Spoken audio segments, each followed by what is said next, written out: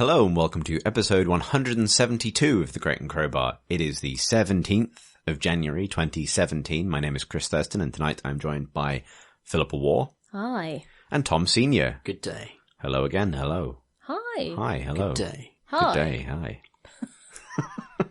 This is quality entertainment. Indeed for it is. all. And one of the reasons it's like that is because I forgot to find out before this podcast what the news was in the world of computer and video games. Well, the news is about to happen because mere hours after we record this, Gabe Newell is going onto Reddit to do an Ask Me Anything session. Oh. Do you think who knows what will be anything revealed? will, not to repeat last week's discussion of will Valve ever do anything ever again, but do you think anything will come of this? Like an AMA isn't the expose, right? Like it's not. My instincts say no. I think your instincts are good, Tom. I suggest that he will talk about the company's philosophy, maybe briefly, about knives. Quite possibly. Anything else happened this week? It's been a very January week, hasn't it? Nothing is coming out. It's been Nothing's extremely really announced. January. Yeah, so it's been quiet, but we've been playing stuff, you know. We've been playing the video games. Playing some video games, pottering along, enjoying ourselves. Pip, you've played some pretty current things this week. Current things. Current? Yes, Things I the did. children are into. Well, I mean, I guess, although the children probably have slightly different tastes based on what's on the YouTubes, Minecraft and so forth. But The Overwatch, that's their favourite. I'm not young. I can't speak to the interests of the young No. anymore. I just watch from outside. That makes it sound weird. That does sound weird. I'm going to move on. I've been playing Mysterium, which We is played Mysterium, that's right. indeed the digital version of popular board game Mysterium. Yeah. And I played I'm halfway through playing She Remembered Caterpillars, which is a puzzle game. Which would you like me to talk about? Well, let's talk about Mysterium because, you know, we were both familiar with the board game. Yes. We've owned it for a while. We have. And We've dropped in. never unwrapped the expansion pack. No, it's because we keep introducing new people to it. And that is the fundamental weakness of board game expansions, is I'm 90% sure that 90% of your time playing a board game is explaining it to somebody who's never played it. And therefore you never think to then go, and also we'll crack open this extra box of complicated rules.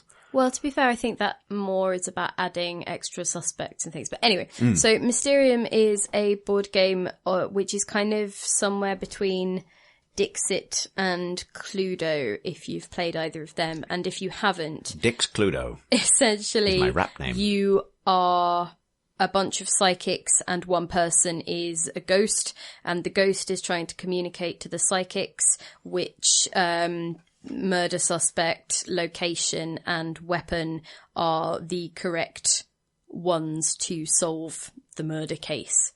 And the only way that the ghost can communicate with the psychics is through little cards that are really beautifully illustrated, but also quite sort of ambiguous and dreamlike and have weird scenes on them. So it's a very indirect way of referencing what you're trying to get them to pick of those murderer, location and weapon combos. Yeah, very abstract pieces of like dream art that always have multiple components. So it'll be like a chandelier, and the chandelier's, shadow is a giant tarantula, but there are doves in the foreground above a beautiful staircase made of lollipops or something like that. Yeah. And you would use that to signify the shed, for example. You might. Somehow. You Because might the try. spider is somehow relevant to the shed.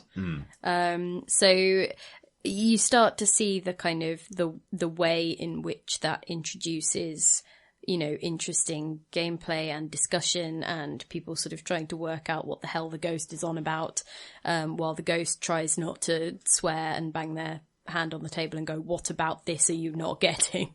And so essentially it has been translated into digital format by, I think it's Asmodee Digital and is it Playsoft maybe?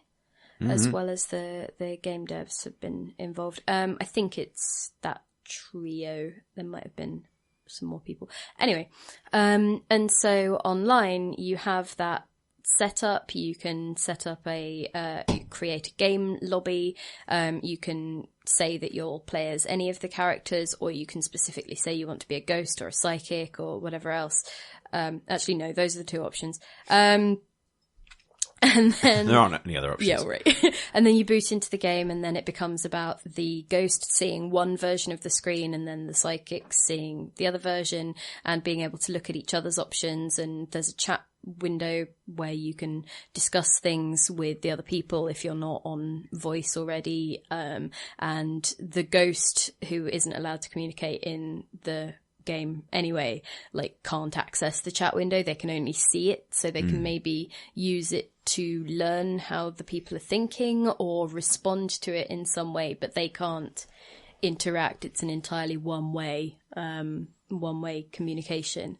And so that is all interesting, but it only really worked properly as an enjoyable game when we were all on, when it was all people that I knew, because that was just more fun trying to figure out and have those sort of dynamics with, but also when we were all on voice and were sort of, when I was playing the ghost, I could listen to people argue about it, and I wasn't giving any input, but it was more fun to hear them than to see them typing.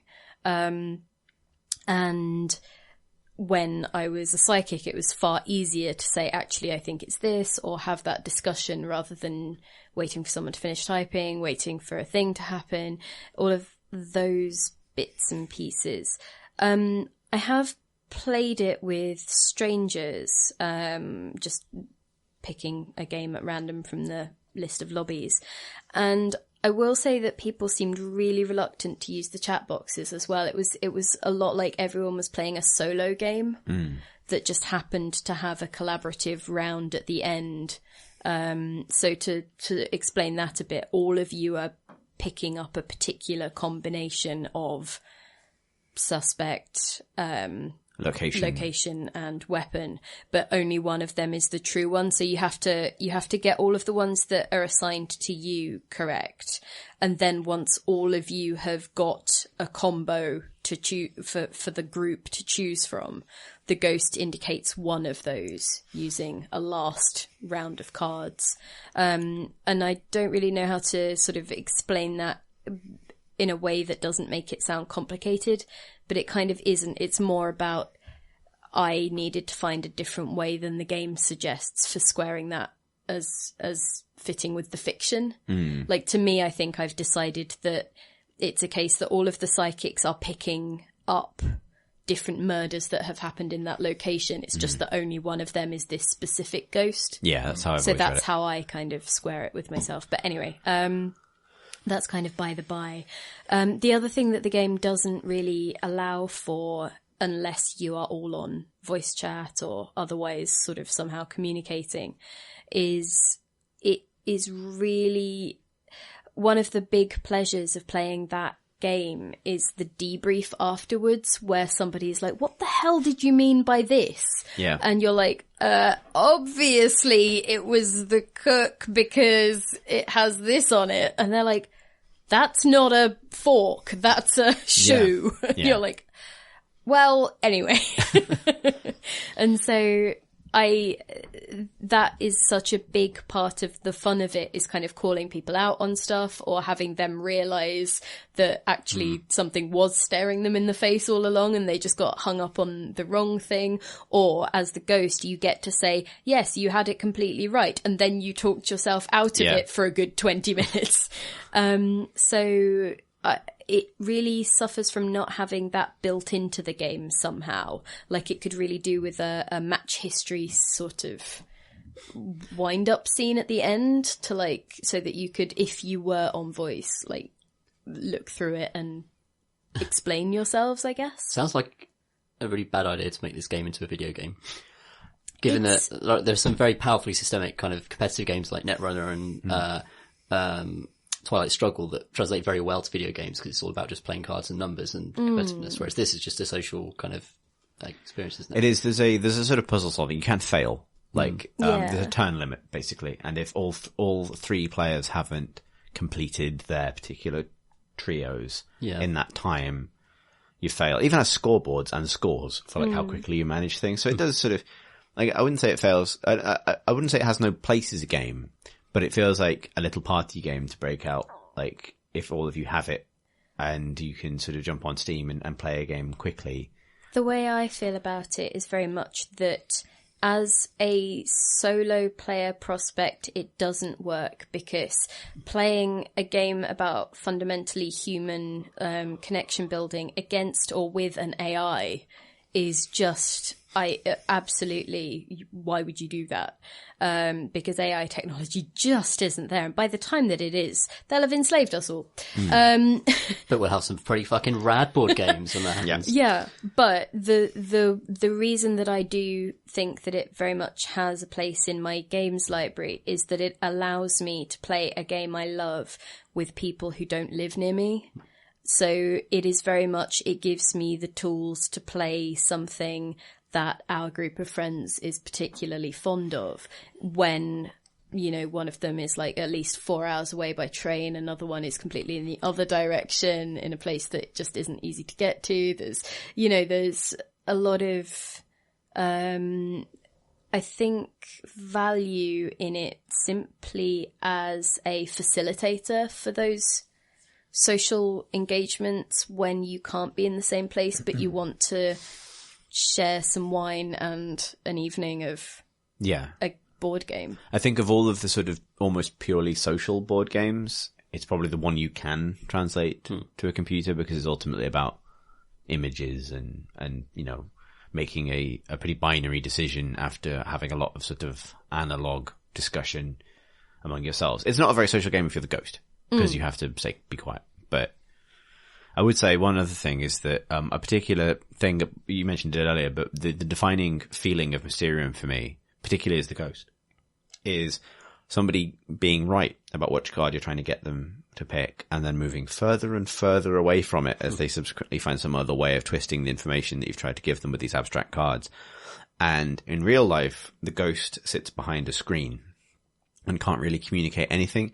The only things the players can see is if the ghost has used any of its ravens, and each of the ravens represents a complete redraw of the cards. So if a raven vanishes off the top of the screen, it means that the ghost has kind of chosen to ditch its hand of cards and draw another one, because it's obviously got nothing, which can just be used as a kind of example of like, I'm trying here, please don't take anything I take too seriously.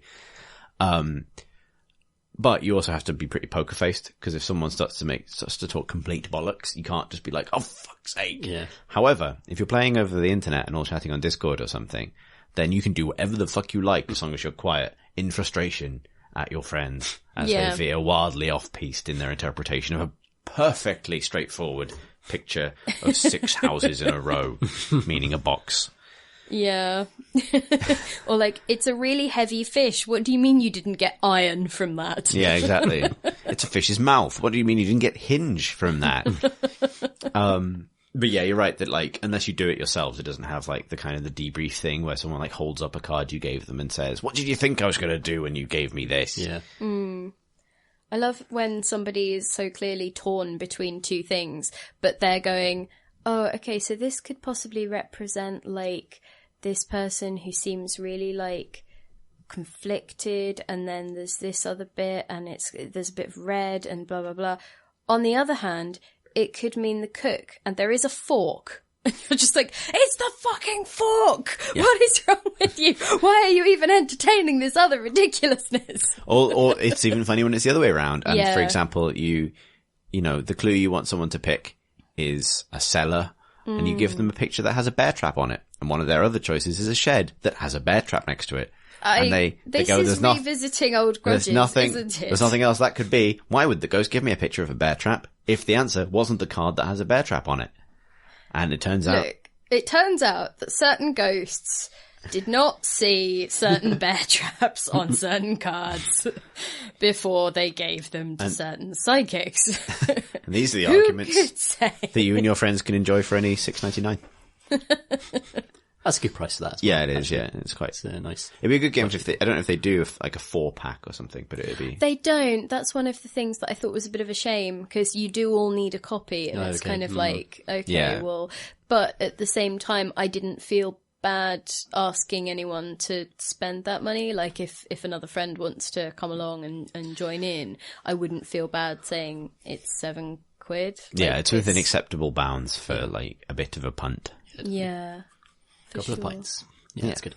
A couple of pints. Like a pint and a half. Well, if you live in Bath, obviously. Yeah. I think that these things vary. Yeah. So yeah, I enjoyed it. I'd happily like treat it as a break between other games. Also, because it's a lot unlike any other kind of either co-op or competitive game you're going to play. Yeah, I mean, for me, it fits in a similar bracket to something like Viscera Cleanup Detail, in that it's a way of spending time with friends, but where you're not sort of fundamentally competing in a little way. Because even when we play things where we're all on the same team, like Dota or Overwatch or something, there's going to be somebody who gets more kills or kind of gets to be the star of that particular game that we're playing, or you know, in the case of Overwatch, literally gets play of the game. And so it can sometimes feel a bit unequal in terms of the amount of fun that people are having, whereas if you're playing something with either an entirely shared win condition or with a you know, where you're more making up what you're doing as you go along, like Viscera, that can be a lot more valuable for some people in the group, I think. I suppose the other thing is that occurred when we were playing it, and you can do this in real life as well, but, you know, there are not many games that allow you to do this over the internet, is kind of any number of people can play. Like, you know, if, you know, 2 people want to sit around a computer somewhere and take over 1 player and make the decisions for that player, there's literally nothing about the game is worse if you do that. Like, it's just everyone looks at cards and looks at each other's cards and all discuss what they think the cards are trying to tell them. There's, you know, if you have, you know, friends who live together that all want to gather around a PC and play one game with other friends who live elsewhere, then it sort of supports that. So in a way, the looseness of it actually really makes it useful. The other thing on the flip side, one thing I found just thinking about it was both endings to games of Mysterium that we had like a loss, we had a victory, were quite tense and like quite exciting, like either the final failure or like, you know, trying to get that final judgment right between all 3 people, because often you only have like 1 shot at it and there's a time limit on ultimately making a decision and things like that. And I think that benefited from it having some of the trappings of a video game at that point, where, you know, you literally have to press the button that is like end the game if we're right or wrong. And then you get the victory screen that tells you how well you did. Because in the board game, you obviously have like, you know, time limits and an ending technically. But my experience with board games is that those kinds of endings, which are the kind of like, we hit the goal, guys, can be a bit anticlimactic, because the game just sort of ends when you have successfully or unsuccessfully resolved the thing. And maybe some of the onus is put on the ghost, kind of in like a GM role, to give that moment some impact when they say you're right or wrong. But the computer handles that quite nicely. It can, you know, make a show, you know, it can make a thing out of the timer ticking down and make a thing out of the victory or the loss. Well, once you've selected which combo you think it is, it lines them up in reverse order, or in order of votes rather, with the most popular at the top, and then it works its way along. So you see the ones that it isn't fizzing out of existence, and it gets, you know, like, so if you've got a lot of different players, it'll work its way through a few, and then you've got 2 left, and you're like, I really hope that it fizzes out the one that we didn't go for. Yeah. So. Yeah, just a little bit of presentation stuff that I guess makes those endings feel more impactful. Because there's a lot of board games like that. It's not really a problem with the board game. It's just most board games rely on the players to give their endings a sense of weight. Because more often than not, it's like, you know, like, or particularly if like some kind of collection game, you end up with the stage where it's like, oh, we've reached the end. We've finished the final turn. And now we all do maths. And then we find out who the winner is at the end of the maths. And often the big reveal can almost be spoiled by whoever kind of like finishes their sums first and reveals which way it's gone one way or the other. Computers are really good at that. They do all the maths instantly, and they can then show you who the winner is in an exciting way. Yeah. So that's maybe a case for it as well. So I think in general, like it is really good if you are familiar with the game and looking to find a way of playing it online or with people who you don't necessarily see as often as you'd like. On the flip side, I think it struggles a bit if you haven't played it before, because you'd need to go through the tutorial or go through the story mode to actually find out how all the different bits work, because otherwise the interface is kind of fiddly and a bit counterintuitive at times. And also, I don't see any reason for you to play it against the AI. That just feels like it defeats everything about the game, unless you're trying to work out how AI is coded through gaming it with keywords or something. Right. But, but otherwise I think that there is definitely a place for it. It's just, there are a few caveats, but yeah. It's called Magisterium? Mysterium. Mysterium girl. Wanna ghost with you. Nice. That didn't original? really work. Yeah, that's Pip original right there. Right. No copyright whatsoever. We're going to get YouTube flagged. That's right, you're under 30 seconds. Can't Yeah. do it. And also, I don't think any algorithm would recognise that as what it was intended, so. Tom, what have you been up to? I've been playing The Long War 2, which is a mod for XCOM 2. The sequel to XCOM 1, which also had a mod called The Long War. This is more official, right? This is It's more endorsed, I think, by Firaxis, who have been working in tandem with the mod developers to create extra mods, like just small mods, like new, like class variations and weapons and stuff, which they made available at launch for XCOM 2, just giving it a bit of, Firaxis doing a really nice thing and kind of engaging with a committed modding team and getting them to kind of add value to their game from the very beginning. And this is the culmination of it. It's like the Long War 1, basically just a total rethinking of the XCOM formula. So it's almost as though it's XCOM 2 developed in a parallel dimension, where everything lasts longer, but there are more kind of cool toys to play with. And the cool slow dimension. The sweet slow dimension, where instead of just guns, sometimes you can strap a thing to your wrist that is a rocket launcher and also a flamethrower. How does that work? That's exactly how I just described. So it's like a rocket launcher, and sometimes you burn stuff. Sorry? Would you not burn the back of your hand? It looks looks massive. Oh, no, okay. No, apparently is the answer. I don't know how, but they're professionals. They're trained professionals. In fact, I think that class is called the technical class. Oh, well. They're such pros with fire and rockets and things.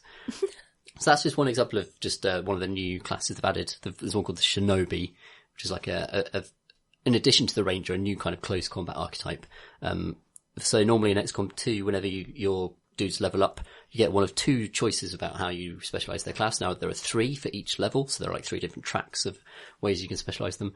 And also the game is designed to last for like 100 missions or something like that. And one of the big things about it is that in XCOM 2, you're constantly kind of scrabbling to survive, and every mission that you take is really, really important. And the idea of turning down a mission is really bad, because every time you turn down a mission, it will damage you in some way. Whereas in the Long War, you're constantly having missions thrown at you, and it's the big choices you're making are about which ones you choose to take for which rewards, and to what extent you want to kind of gamble a little bit more to get a little bit more back. So it's a very, very different kind of rhythm and design intention. And it's interesting to see a mod team just try and design their own version of a game, and for the developers of that game to just let them and just endorse them and say it's a good thing.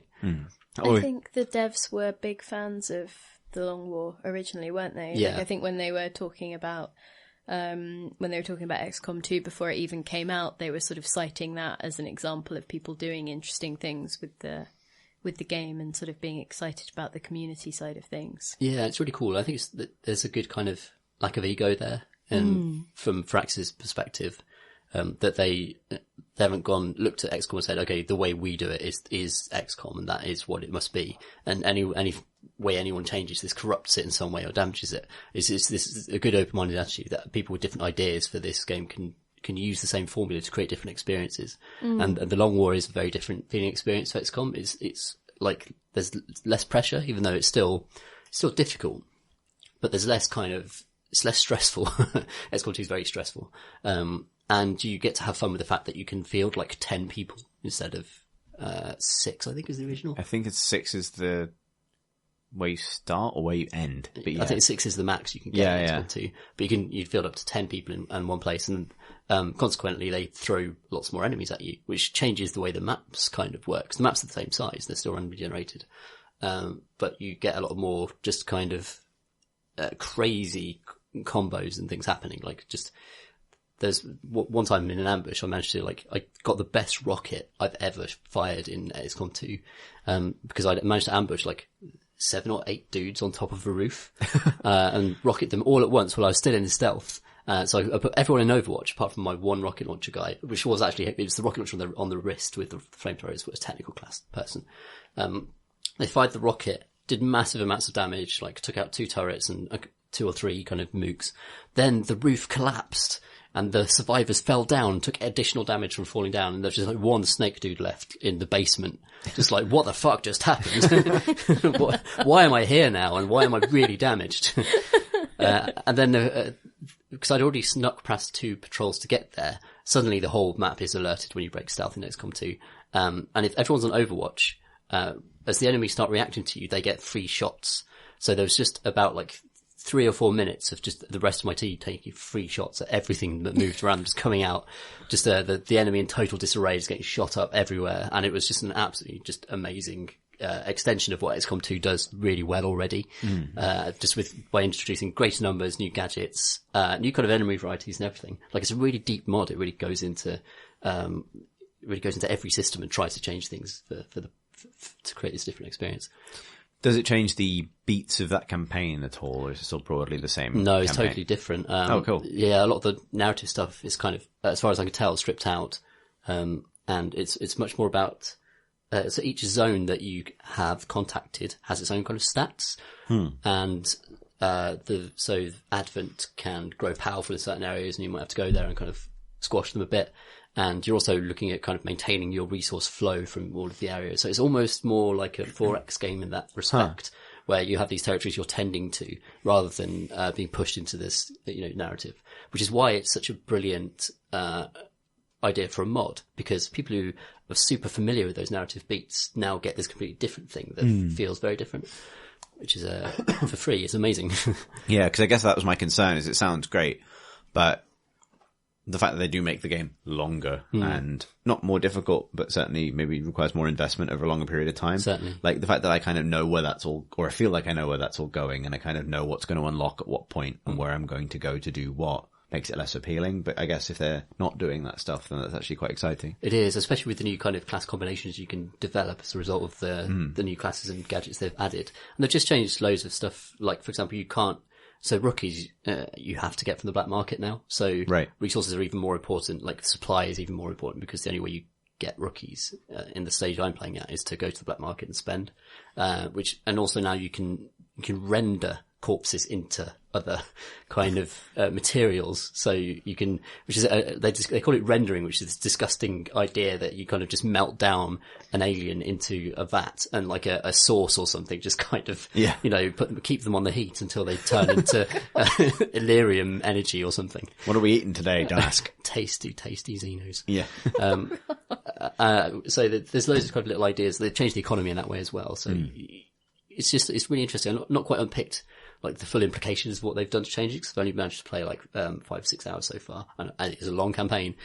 So I'm not sure if I can definitively say it's really super clever and reimagining of the formula that will work for 100 hours. But so far it's been, as someone who's played a lot of XCOM 2, really, really clever and interesting change.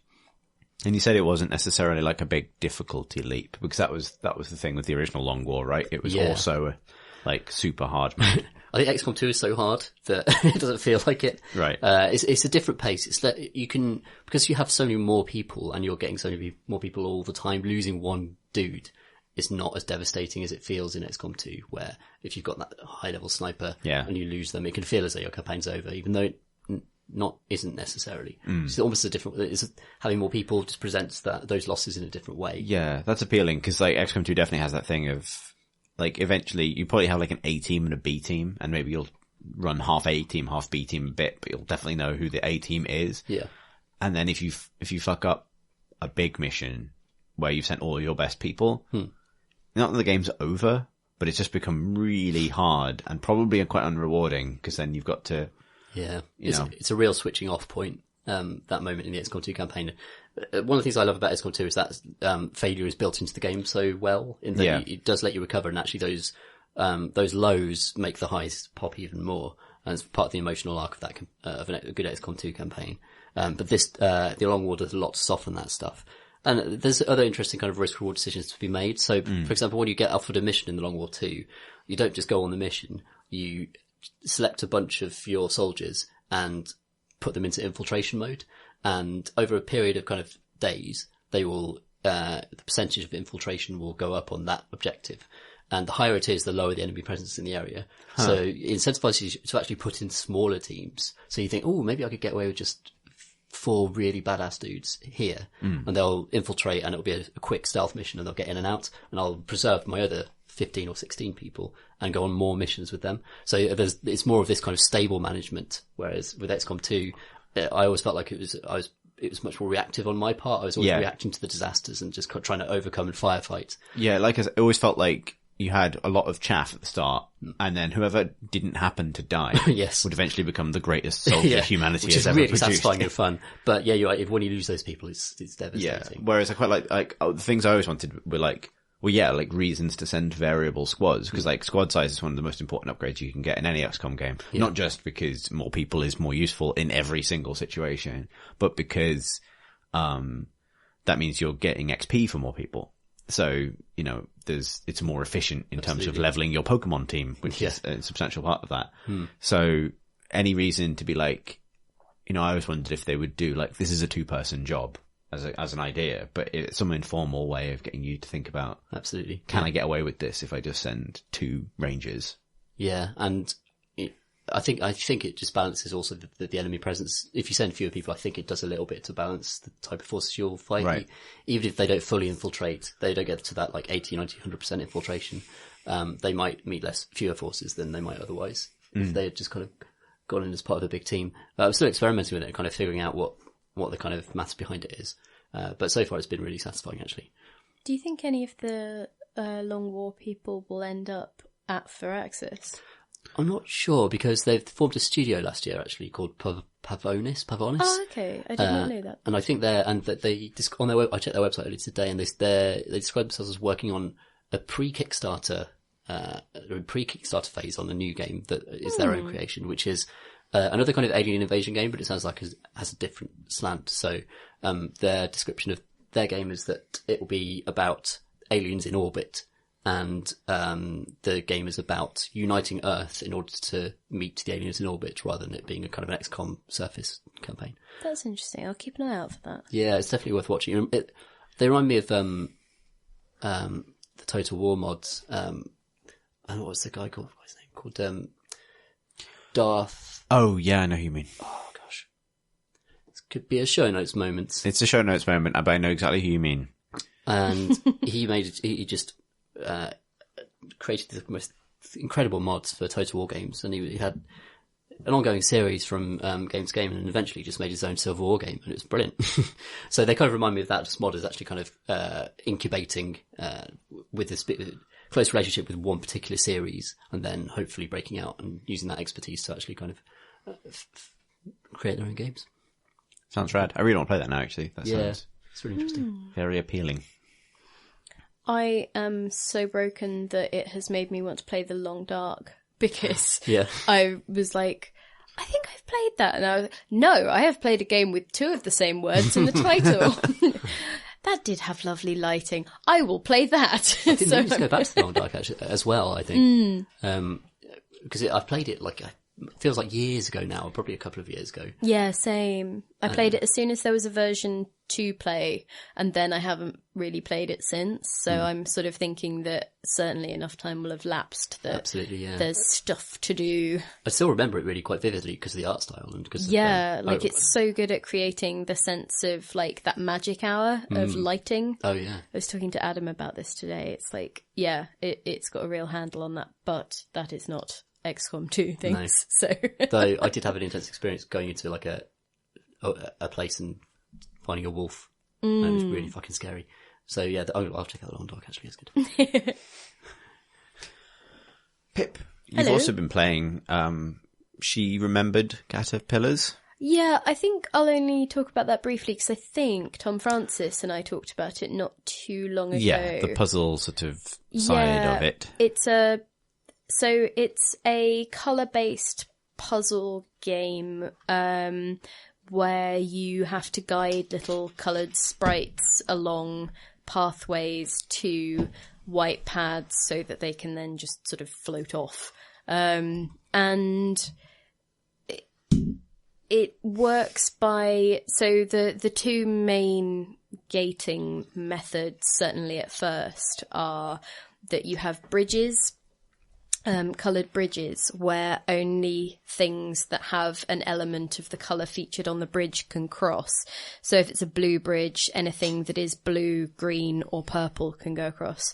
And then you've got blue gates or other coloured gates. What that means is pretty much the exact opposite. So you can go through it as long as there is nothing blue about your sprite. So you'd need to be orange or yellow or red. And so that actually adds up to some quite satisfying puzzling, which I have found so far, and it introduces a new sort of thing each act you go through. So each sort of collection of levels, you move up an act on this sort of fungal thing. And you get to introduce maybe a new colour. So after a little while, you get to combine two sprites together and you can kind of do interesting things with that. Or I think the thing that I unlocked most recently is there's like a blanching tool. So if you stand next to almost like a petrol pump of the right colour, then it will either take that colour away from you and leave you completely plain, or it will spit that colour onto a plain thing, and so it can change. You can essentially use them to change your colour and rejig your pathways around the world based on that. And so that stuff has actually been satisfying. It hasn't been hard as nails in the sense of Stephen's sausage roll. Like, I've rarely been stuck on anything for a significant period of time, but it still has that satisfying thing of not seeing the solution instantly. You sort of see glimmers of it and you experiment a bit with it, and that's satisfying. It's more that, and the world is beautiful. Like, the art style is so lovely, and I think there's a lot about the world building that is really pleasant to be around. There's a kind of warmth to it and a kind of otherworldly loveliness to it.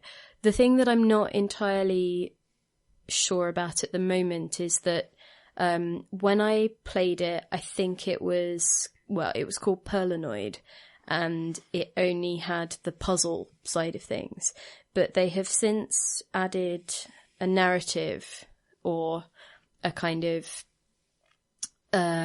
there are story elements that unfold, like and dialogue theme and kind of thing, right? Yeah, like kind of flavor text almost, but more than that. It's kind of like it's little vignettes that are suggestive of a story, I think is perhaps the best way to explain it. And those unfold between each of the levels.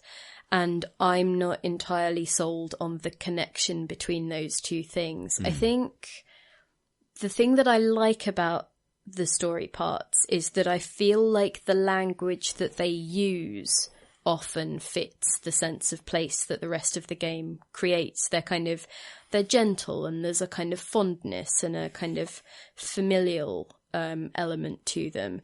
But the actual story that they seem to be telling feels both a bit too distanced from the act of puzzle solving that you're going through, but also a bit too pat in terms of, if it's about sort of mortality, then the idea that you're going through a bunch of puzzles and finding resolutions feels a bit too on the nose.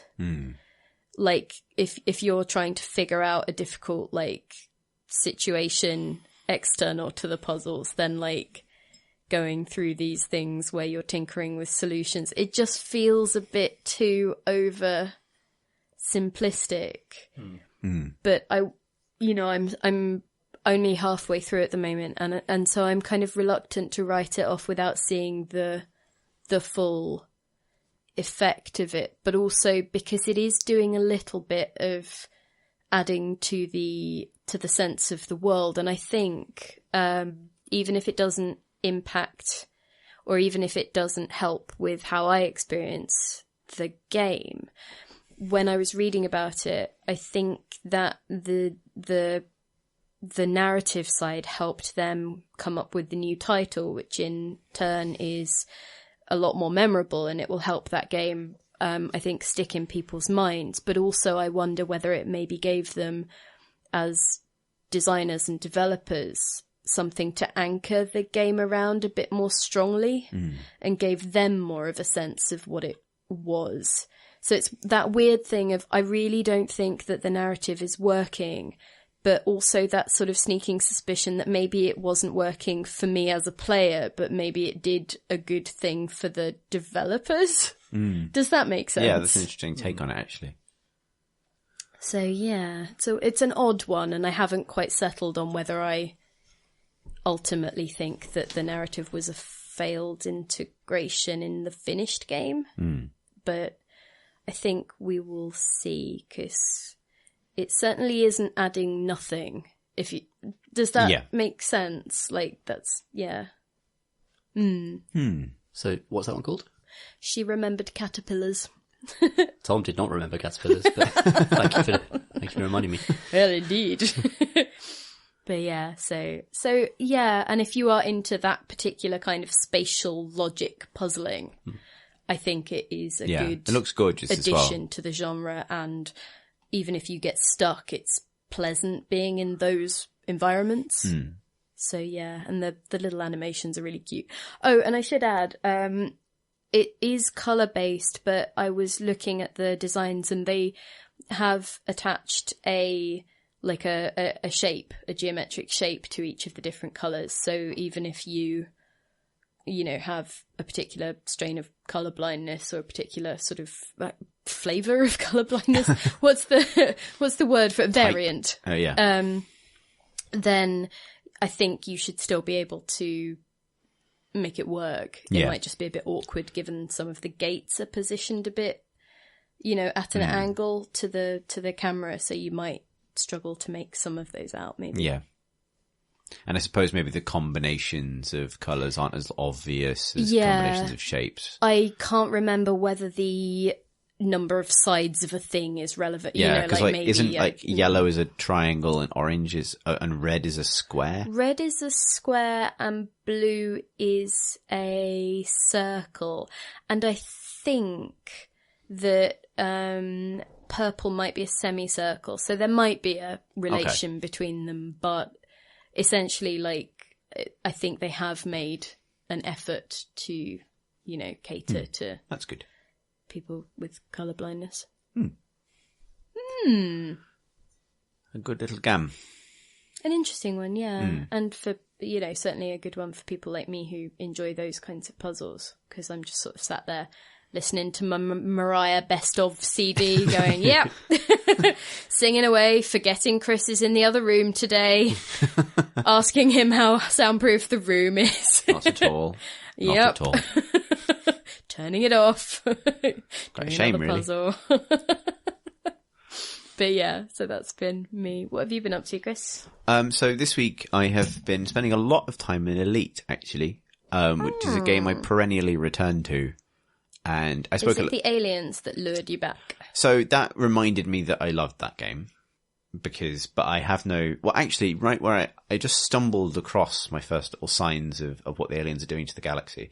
Because Elite is a game I checked back in on. When I reviewed it years ago now, for PC Gamer, my feeling about it was that I loved the groundwork they had laid. I love the interface. I like the physics of it, the sort of internal logic of all of its systems. Even if what that amounted to was truck simulator, but without the real life attachments of getting to go for a drive through Sweden or whatever. And I felt like it was a brilliant foundation to build interesting things on. And, I returned to it again when they added, planetary flight on, moons, basically on atmosphereless planets. So you can land and drive around in a little buggy on a variety of different places. And I returned to it briefly, recently and then about stuff. So I'm always sort of going back to check out these new things. And I think its rate of development has been, quite slow, like, particularly because its sights are set a little bit lower than all of the things that Star Citizen is advertising at any given time. Like their latest sort of push was like, we've invented 2 alien languages and we hired a linguist to do it, which is kind of mad. And Elite feels like it's operating at a much slower scale, but at least it's sort of out there and it's doing its thing. And the reason I love going back to it is because I find it incredibly relaxing. I think I get something out of it that people also get out of Truck Simulator, but I find real roads quite stressful, whereas space is sort of just nice. It's just out there.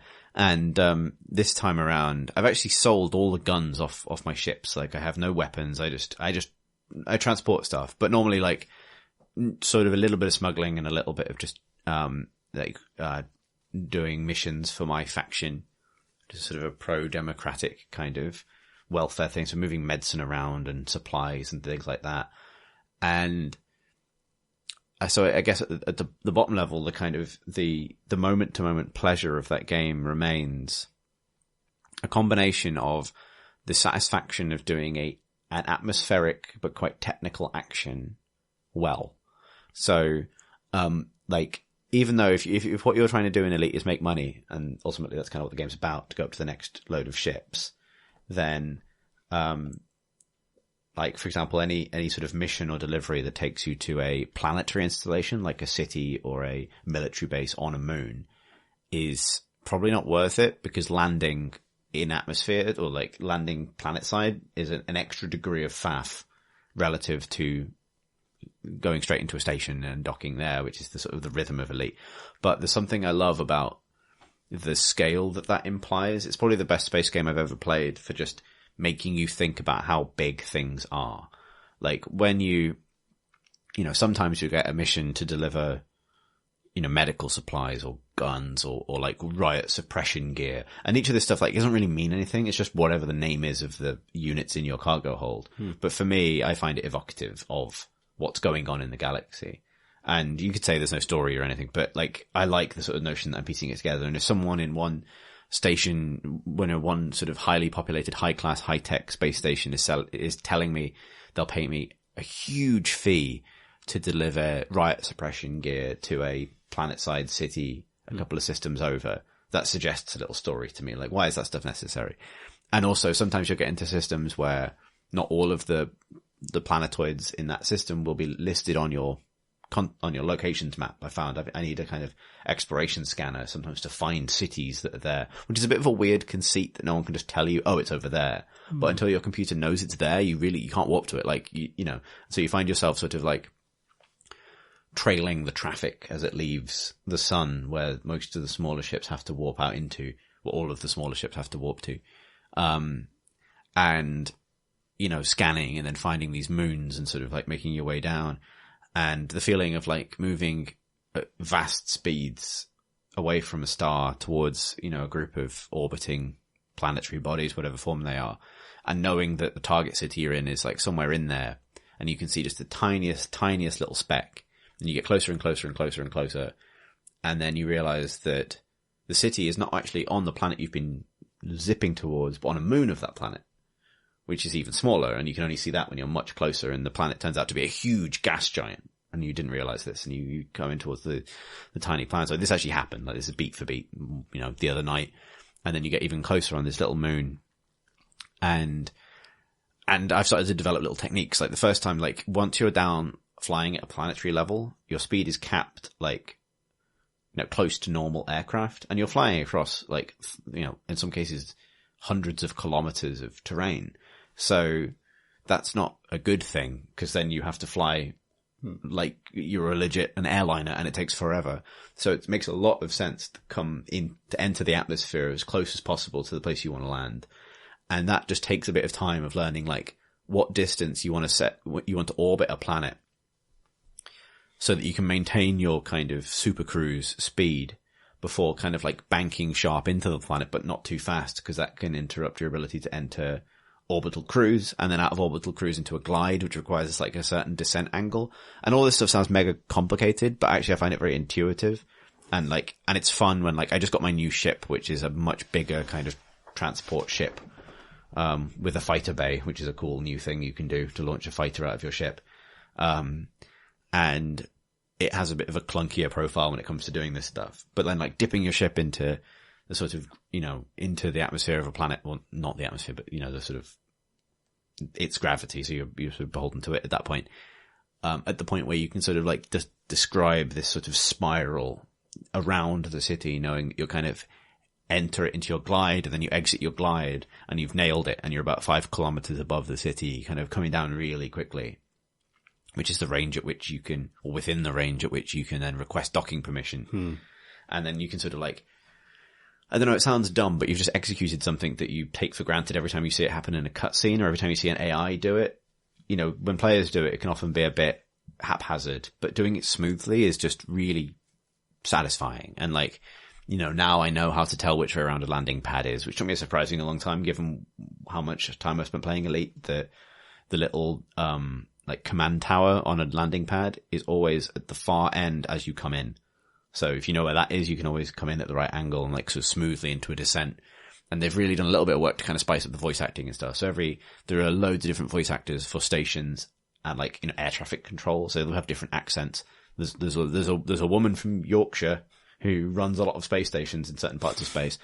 And they refer to the specific class of vessel that you're flying and say Lakon type, whatever. Oh, nice. We've got you on your scanners. Please make sure you request dock information. So it's a little bit more personal than it used to feel. Yeah, that's cool. And it's just about this little ambient sense of place, even if it's a lonely place because you're just a sort of lonely. It's always great at that. I love that they're kind of doubling down on that and putting the extra resources into doing the stuff that Star Citizen kind of with its ambition and kind of sprawling nature might not be able to kind of pay as much attention to. Yeah, so there's those feelings of no, I'm here.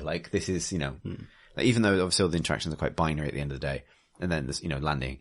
And then what that allows you to do is when you decide to go off piste a bit or just sort of explore, there's an amazing feeling that I might have talked about on the podcast before of genuinely feeling like you're seeing stuff that other people haven't necessarily spent a lot of time seeing because it's so vast. I very rarely see other players, even though I'm playing online. And, you do occasionally, but, not often, doesn't often interact with what I'm doing either. For example, recently, one of those journeys found this moon that sort of was the tiniest thing in space as far as I could see. And I come down towards it and it's almost crisscrossed with a checked lattice, almost, it's it's got squares on it. And I realized as I was coming in that those are canyons, and I thought, and the city I was traveling to is on a plateau, surrounded by canyons, but the entire planet is just a network of canyons. And I was like, oh, that's cool. And I completely misjudged the scale. I thought what I'll do is I'll come down really fast. This is in an older, faster ship into the canyons and then skim the canyons all the way, Beggar's Canyon back home all the way to the city and then just sort of pop out next to the city. And I literally almost put myself in a nosedive and I realized I'm still 30 kilometers up and the canyons aren't really getting any bigger. And I get closer and closer and closer and closer and they're huge. They're absolutely vast. These things that were just lines on a texture from space are actually about 3 kilometers wide and 10 kilometers deep. Vastly deep. Every one of them is a mega Grand Canyon and my ship is completely lost in them. So much so that the sort of the thing I expected, which is to be weaving through these canyon walls, isn't possible because they're so big. They're bigger than the biggest space station in the game. You could fit them in there. Like waggling a sausage in the Albert Hall. Indeed, like waggling a sausage in the Albert Hall. Which, unlike waggling a sausage in the Albert Hall, was actually kind of profoundly satisfying. Just this sort of image of my little lonely space cruiser kind of just flying through this sort of desolate landscape. It's that hard sci-fi, It's a very you thing as well. Yeah. I came in to offer you a cup of tea the other day and you made me watch you land your spaceship in a space station. There's so many lovely, yes. There's so many lovely little things about it. And just now I've started to encounter the edge of some of where the alien stuff like that comes in. So to catch you all up to speed, because I had to pick up to speed, essentially there are now sort of like people have found more and more of these like alien artifacts that are like spores out in space, and apparently you need one in your cargo hold to have that encounter that people have seen, where you get pulled out of hyperspace. Right. But these artifacts, these unidentified things in space, are in high demand because they're obviously completely unprecedented. But they slowly break down any electronic system that they're near. So if you have them, if you're in your cargo hold, your ship will just fall. Well, eventually what will happen is the cargo hold will break and they'll fall out. So you can't hold on to them for very long. Oh, that's a cool, like, mechanism for getting them to, like, not be hoarded. Yeah. But there is there is one scientist in the galaxy who can, for a cost, sell you a cargo hold that has been insulated against them. And it has been insulated with materials also salvaged from what appear to be like alien barnacles that are found on certain worlds. Yeah. So there's basically two competing materials because they cancel each other out, basically, which is an interesting idea. But one really cool thing that they've inserted into the game is if you sell a bunch of those artifacts to a space station, so those artifacts are now on that space station, the space station will start to break down. So it will start, its functionality will start to shut down. I've just hit one of these now. So it will lose its ability to repair your ship. It will lose its ability to give you missions, to sell you things. And the only way to fix the station is to deliver them loads more of those alien meta alloys, which are found in a different context. So my little self-set mission now is going to be to find a lot of meta alloys for this station that I've stumbled across that's breaking down. But also this ties into the sort of not really the PvP game, because that is still kind of quite isolated in particular places, but like the kind of the faction war that is Elite on its broader scale. Like players, pledge allegiance to one of like a dozen political leaders, that are split between the three factions and independents. And your faction leader has their own little bit of space that, and has their own claims in areas that they're trying to expand their political influence into. And most of them are defined by like the rewards you get, but also the kind of the platform they represent, which is like pro-slavery, anti-slavery. Like there's a reformist faction within the Imperials and the Federation, which are basically like space fascists to some extent, have a moderate faction within them that is more focused on sort of like a socialist platform, which is the one I'm flying for at the moment. But you know, players can then use those artifacts to sabotage stations within political rivals' territory, which is a super cool idea, like a little insert. And obviously, because it's mega inconvenient for people to suddenly find that the station they're relying on can no longer sell them stuff. Because they shut down exports. Like, there'll be a little news story if you go to the news channel in that station that will say, this has started to happen, so we're shutting down the shipyard because we don't want to sell you any ships. And, you know, there's like, you know, little messages that will say like, you know, consider a full decontamination of your ship before you leave, Commander, which is like just flavor, but it kind of gives a sense that something's happening in the galaxy. Yeah. That's so cool. I love that they've chosen to, like, it's the most elite thing to use commerce as a weapon. Yeah. And that they've managed to realise that by using kind of commodities and, you know, transport and freight as a means of kind of physical attack. That's very, very cool. Yeah. And I guess one of the problems with the game is that everything you ever do as a player is sort of minute in the grand scale of things, right? It applies to everything from how small you are relative to the... But I know I'm sick of games knowing me. I'm the big kind of fucking hero centre of the galaxy. I love this idea of being a kind of cog. Yeah. Like my dude in Elite is just called Thurston. And I did that basically at the time because I realized because it formats you as Commander whatever, and so you end up with like Commander Cool Dude 89 or whatever. But for me, I like the immersion of looking over at the UI panel, because basically at the moment you don't define what you look like at all. So as far as I'm concerned, it's just me, and I just load the game and I'm in my space car driving my space place. I do, you know, want to set up the Vive again so that I can play it with the Vive because it does work brilliantly with that as well.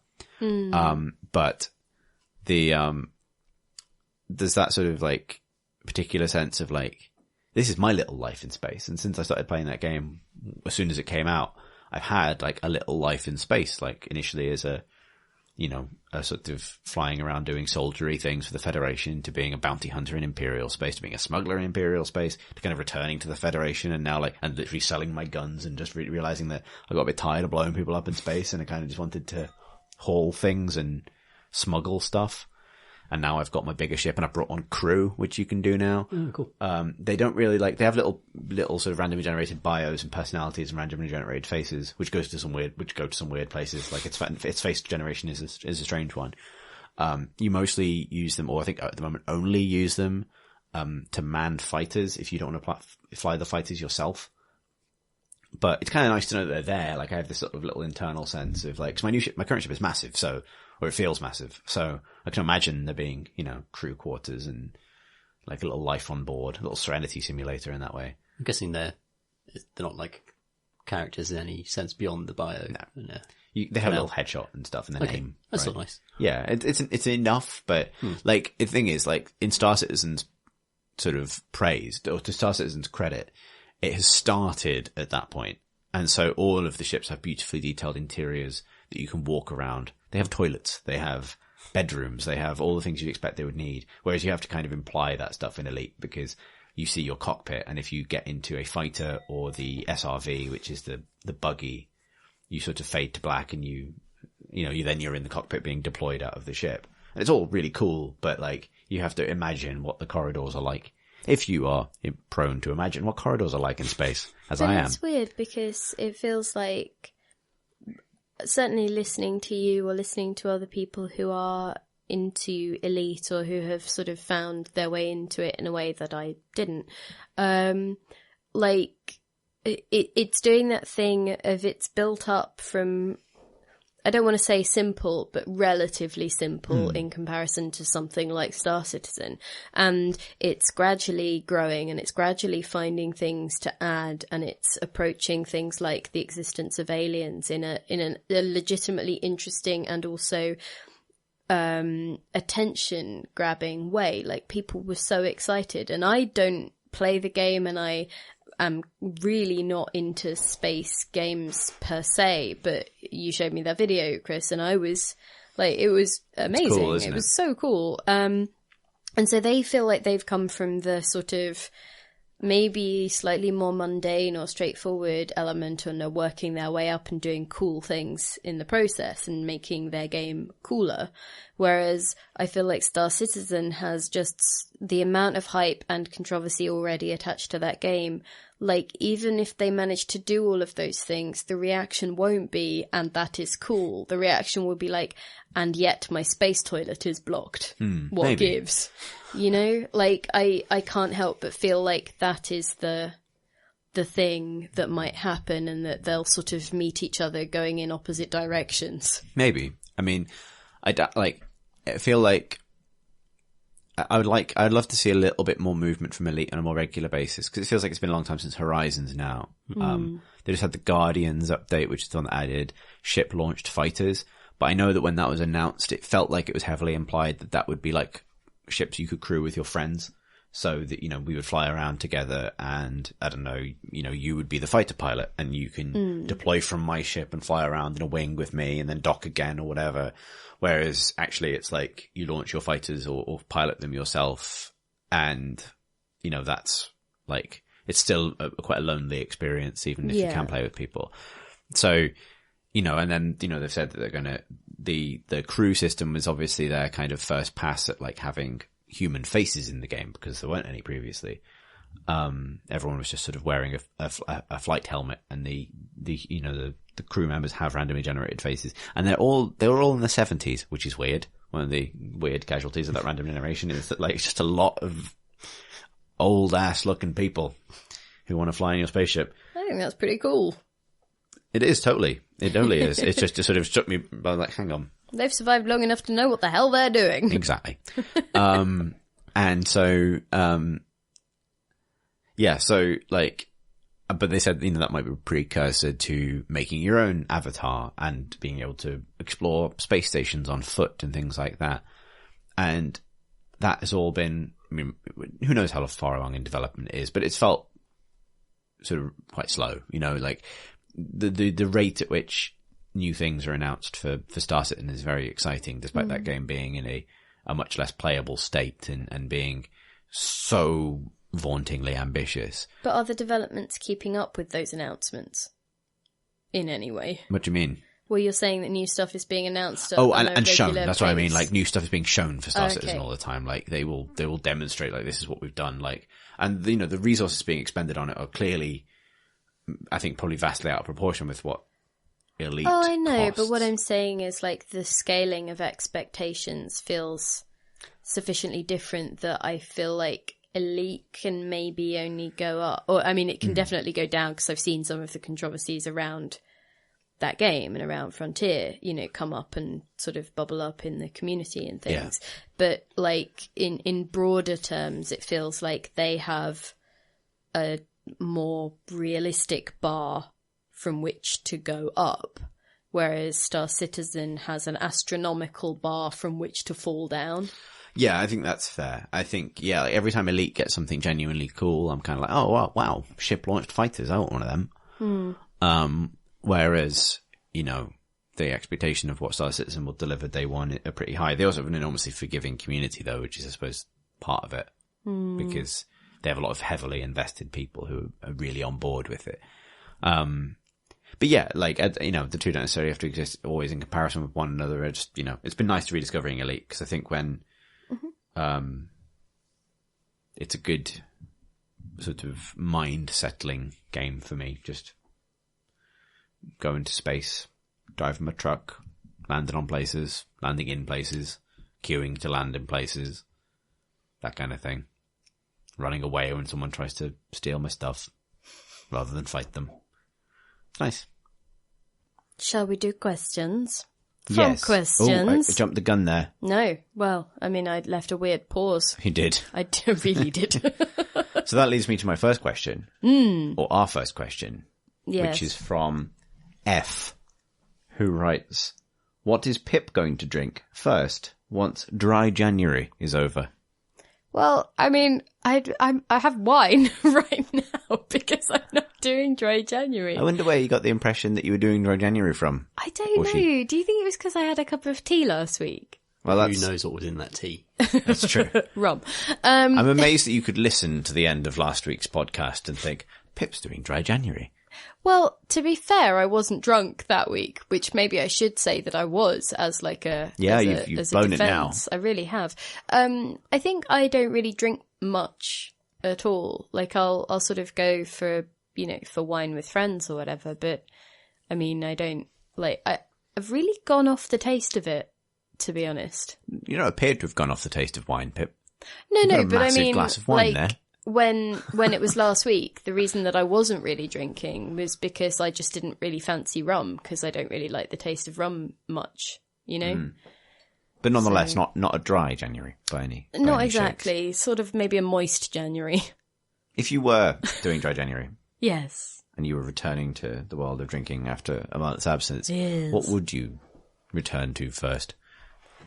Do you know, I think I would probably do something like go to that nice cocktail place. Is it the Dark Horse? That place is good. Yeah, and just sort of maybe just have something silly fancy, you know? Because, like I say, I don't think that I would get to the end of 30 days and be like, oh, I must have a drink. But I think if I was celebrating being able to drink again, then for whatever reason, then I would go for something a bit over the top and that felt a bit more like a special occasion, I think. So, but yeah, I don't know. I've just not had the taste for it, which is probably very boring and not games related. No. But, you know, nice guess. You were wrong. Drew, right. Speaking of, I guess, January things, any games-related New Year's resolutions? Mine, finish at least one game a month and play each humble monthly game for more than 1 hour. It's a worthy thing. I've tried to do the finish games you play / play a certain amount of games a month thing before. It didn't work. I play short games, so that tends to be fine for me. I think because I did make not exactly a resolution, it's something that I come back to or try to remind myself to do every now and again, and New Year is as good enough a time as any to do that. But that's to let people know when I like what they've done. And some of that is talking about games that I've played, even if it's just a little bit, or if I liked an aspect of them, and making sure that I've said that on RPS if, it's relevant to the audience or something. But also in terms of fellow writers, getting in touch and saying, hey, I really enjoyed this thing, or this was thought-provoking, or it made me think differently about, this other thing. And, beyond the games industry. But I think in the games industry, it is so easy to get, to the end of an article and see a sea of, comments that just pull apart particular things, or, say, but you missed this, or you didn't say that, or, unrelated other complaint. And so I think trying to make a conscious effort to inject a bit more, but this was great, to people who maybe don't hear a lot of that, feels meaningful. That's a good idea. I don't think it's a resolution per se, but mine is, my twofold thing. One is being sort of allowing myself to move on from games when I'm legitimately not getting anything else out of them or not enjoying them, rather than feeling compelled to max everything out. And the other side of it is just to maybe try and finish some more of the small form narrative games that I'm always really interested in and typically miss. So hence finally playing Firewatch and others.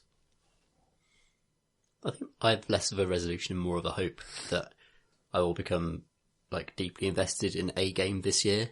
That some game pulls me in to the extent that I like.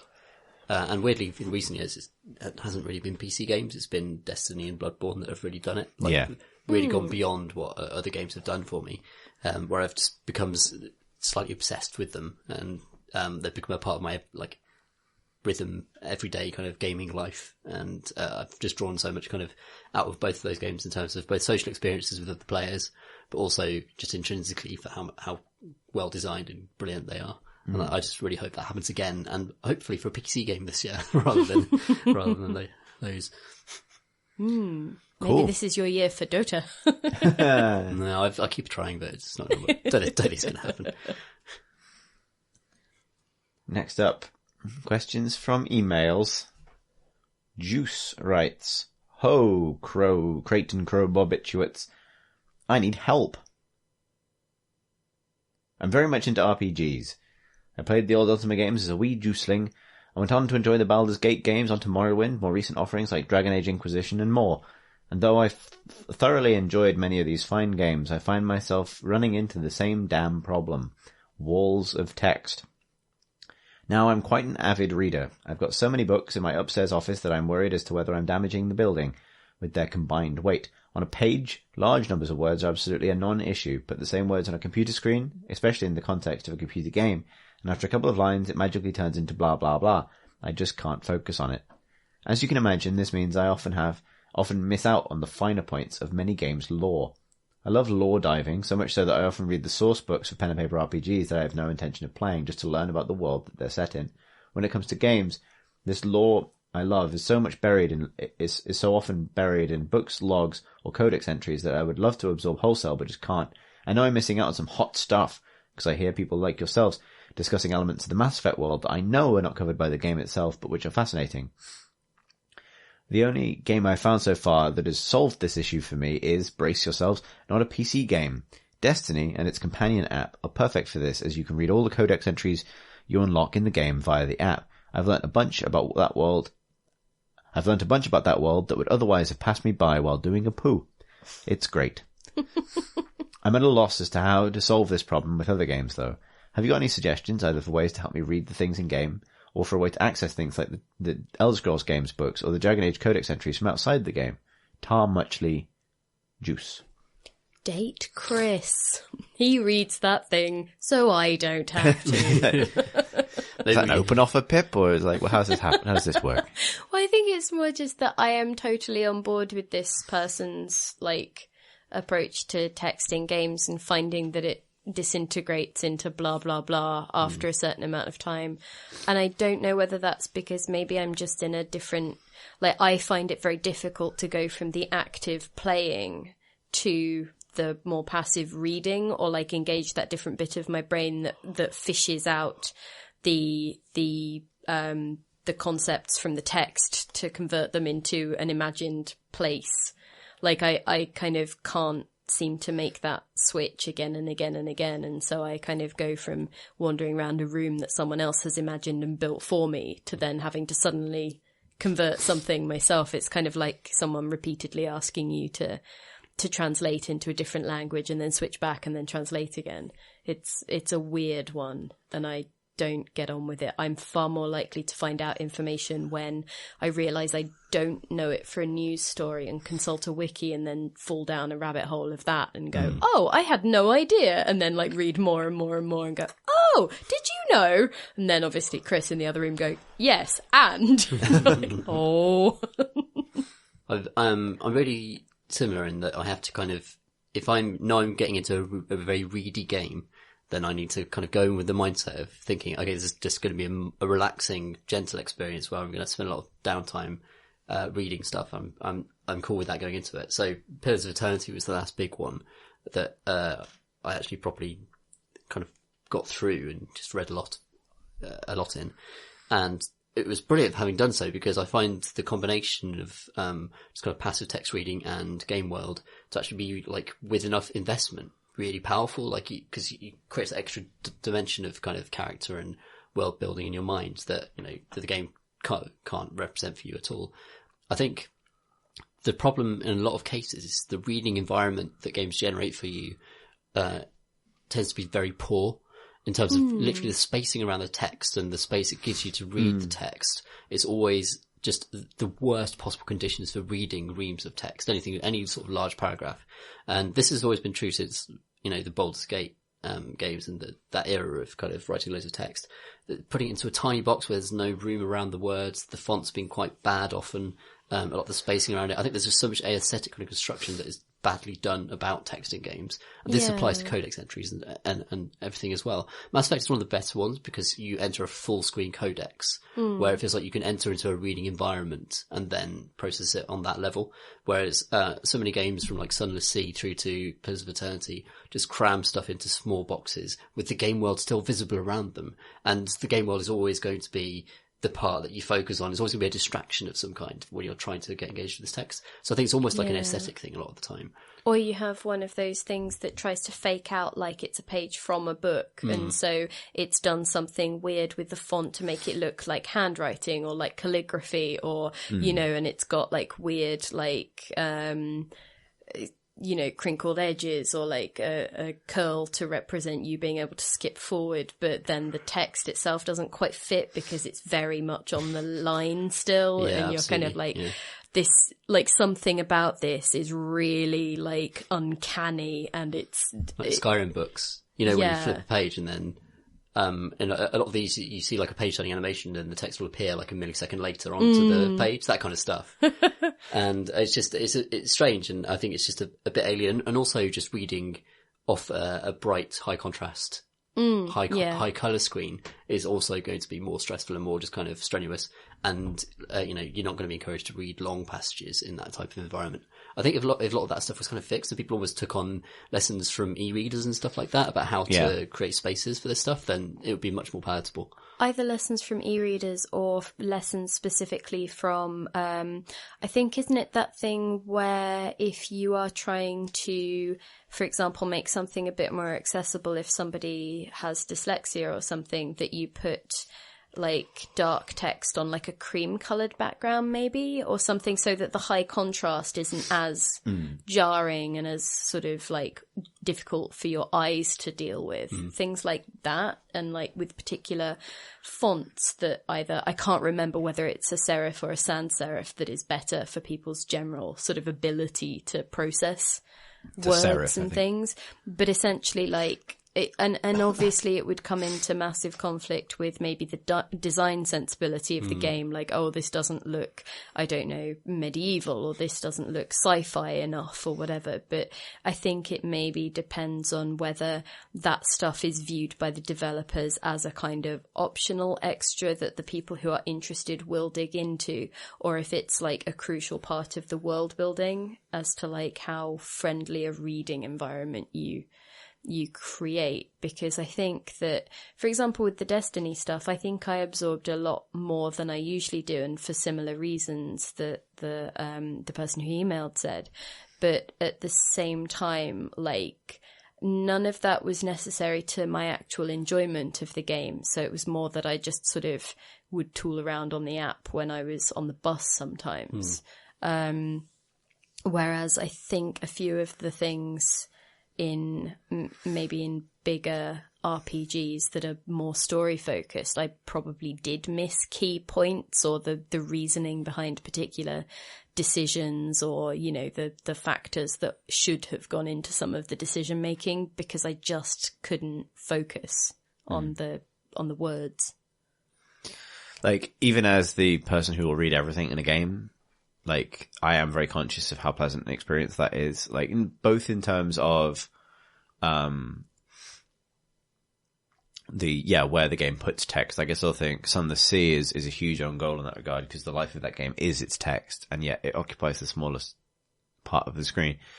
But also whether or not the game itself gives you like good times to catch up on lore, like if the rhythm of the game suits it, like Pillars does. But the way I would always handle it in Pillars is I always wait until like a certain amount of lore had built up, and then just park in a pub in game and read it all, at which point the fact that the game is going on in the background doesn't feel distracting in the same way, because just the ambient noise of a pub is actually quite immersive to be reading through all these old books. I'll tell you something, even though the Sunless Sea, I think criticism is valid of it occupying very little screen real estate when it shows you a thing, the argument I would make in favour of that, and why I could sink into it in a way that I can't usually with text-based screen games of that kind, was that it only presents you with short snippets of story at each time. And because you're then travelling not massively excitingly to the next port, you're sort of in this weird lulled kind of headspace where you can process what you've just read. And I found that once I'd found my way into that game, that particular loop of short snippet, time to absorb it, next short snippet was lent itself to a really interesting layering effect that I thought was really helpful and did make things stick in my mind in a way that they don't usually.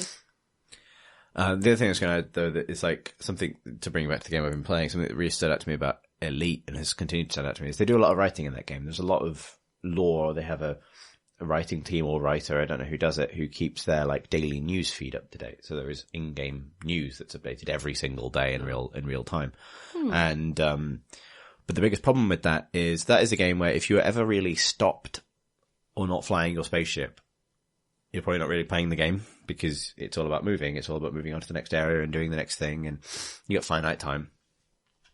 And it feels like a bit of an own goal, because loads of that game's UI is sort of beautifully diegetic. Like, you can look around inside the cockpit of your spaceship and almost multitask. You can be using a few different screens at once to achieve a few different things. However, the Galactic News Network is a full screen takeover thing, and your ship is still persistent while you're doing that. So you basically got to stop and bring it up and read it. And if that was a little window that you could glance over at while you're flying from A to B, particularly if you could do it while you're in hyperspace, when a lot of things are switched off, then it'd be the perfect thing to do. And it would stop me looking at my phone while traveling through hyperspace, which is what I tend to do. Or maybe if it did an audio, like newsreel. Yeah, I mean, even that, but more specifically, just give me something to read and given that you're producing this thing already, just allow me to read it in the game in a way that's sort of flush with my experience. I think it'd be perfect for that game, and the implementing was not quite right. So I think we've identified the right thing, which is the key here isn't really necessarily the writing or the amount of writing. It's the comfort and how natural it is to absorb it as you go. As soon as the reading experience isn't pleasant, or if it's slightly inconvenient, then I suspect 95% of people are going to completely miss it. I tell you what, though, it's really nice to get that email, because I'm surrounded by a bunch of people who do read those things or have absorbed that stuff, or, you know, are so immersed in games in that particular way. And so it's really reassuring to hear that other people exist who are like, mate, I had no idea what that thing was about. Oy. Next up, Utkrisht writes, and I apologize if I've pronounced that wrong.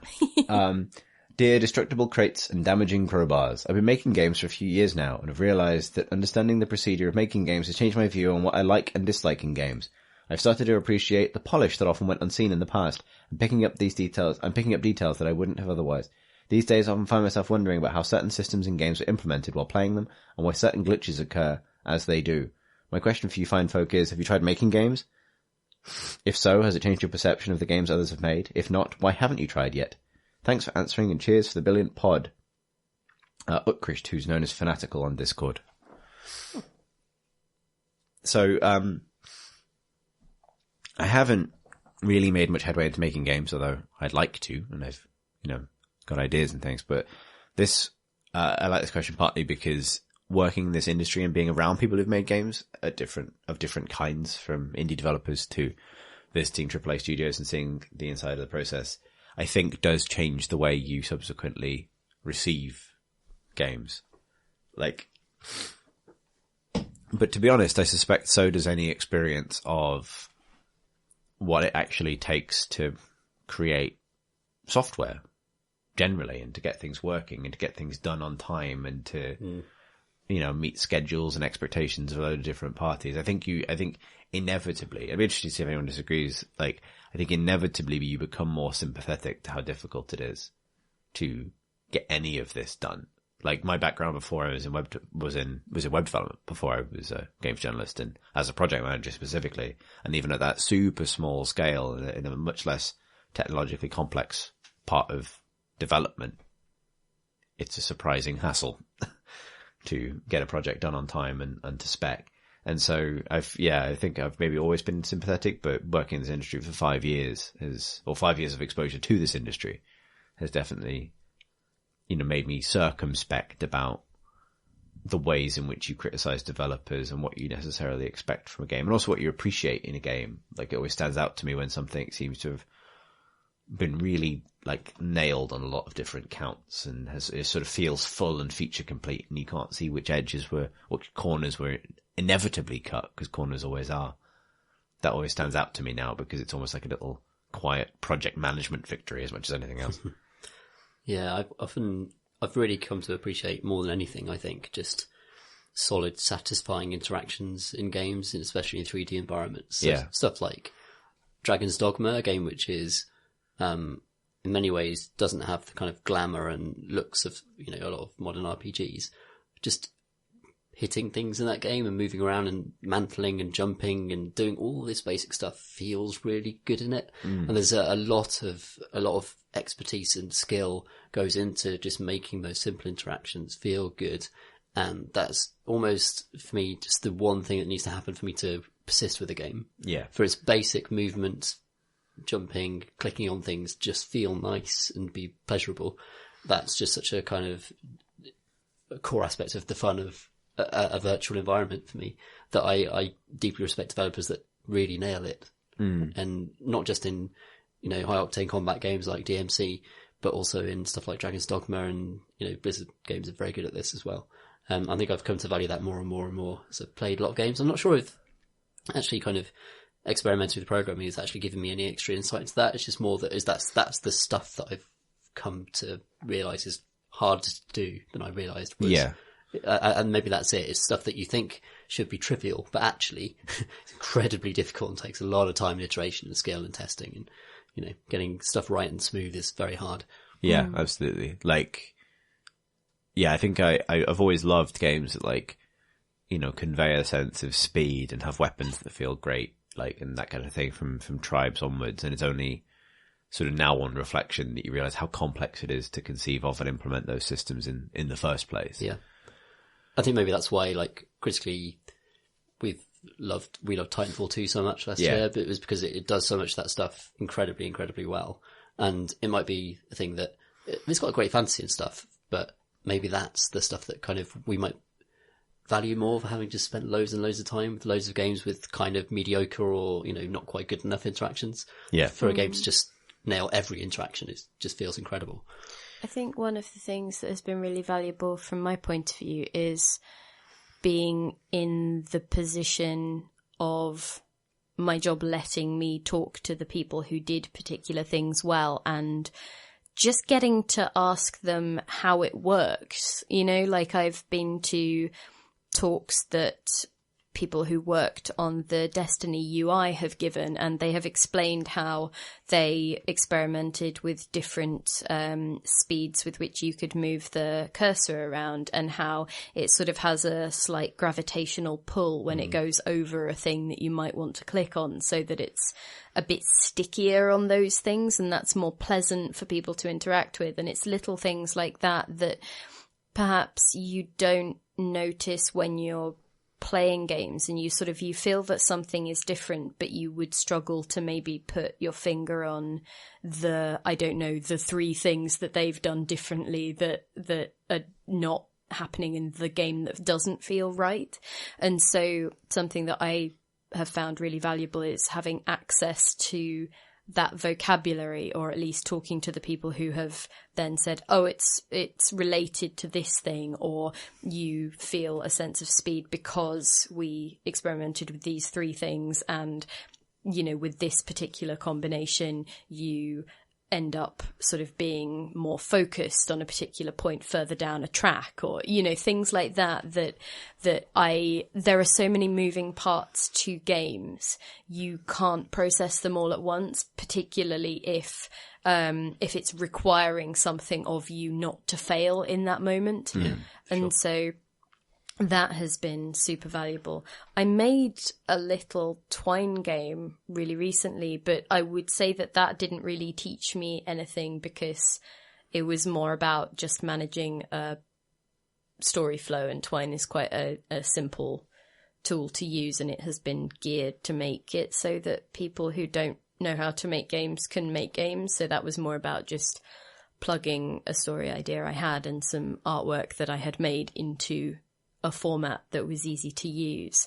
So yeah, it has very much been the act of talking to people or having them explain why they had to adopt a certain thing. Even if it was just, well, we really wanted to do this, but we just couldn't make it work because the system doesn't allow us to do that, or it's not flexible enough, or technology hasn't come far enough that we could do it without it looking janky or weird or wonky, I think expectations is a huge part of this, like the way it changes your expectations, and even from engine to engine, just kind of expecting a game to be able to do something. There's no way of you knowing at all what that the engine they've selected can or can't do. Of course, they've chosen to select a particular engine and stuff like that, so it's a lot of self-imposed limitations in that respect. But it's very hard to go in and say, I expect this to work this way, because you can't possibly say that, because you just don't know. All you can say is this experience was bad, and it felt bad because of this, as far as I can detect. But of course you can never detect real reasons, which is the problem with being a games critic, because like you can't know the entirety of a game, because you can't know every fucking aspect of development and kind of twist of code and or why engine things limitation. were prioritized over other things, exactly, or budget or at time what reasons. point it needed to be pushed out of the door because completely incomprehensible from the outside, other reason, Yeah, precisely. mystery investment thing happening, or all you're left with is the experience and your personal reaction to it, and you just have to be honest about that and review that, really. But that maybe the answer to the question is that you've discovered the futility of your own position as a critic. I think that's totally true. I think you discovered the limitations of your position as a critic, yes, that's which is not to make like ad hominem attacks on developers based on nothing. Yeah, for sure. Like that's the thing that, I mean, I don't think I would have done that anyway, but it's certainly like, meeting developers and understanding what it takes to make a game, make that harder to do. It makes it a lot harder to roll out something like lazy developers, which is the laziest criticism, ironically. And, or couldn't they just have, exactly. It's you sort of realise therein lies the million hours of rewriting code, because this one thing doesn't quite. It's like people they're saying, oh, can't we just have this icon in the Diablo 3 UI? And they're like, actually, you don't know what the UI is fucking hard baked into this thing. Like, they couldn't just change it that simply, and you don't realise. You think it's a simple thing because, it's just a 2D overlay, but no, there's loads of...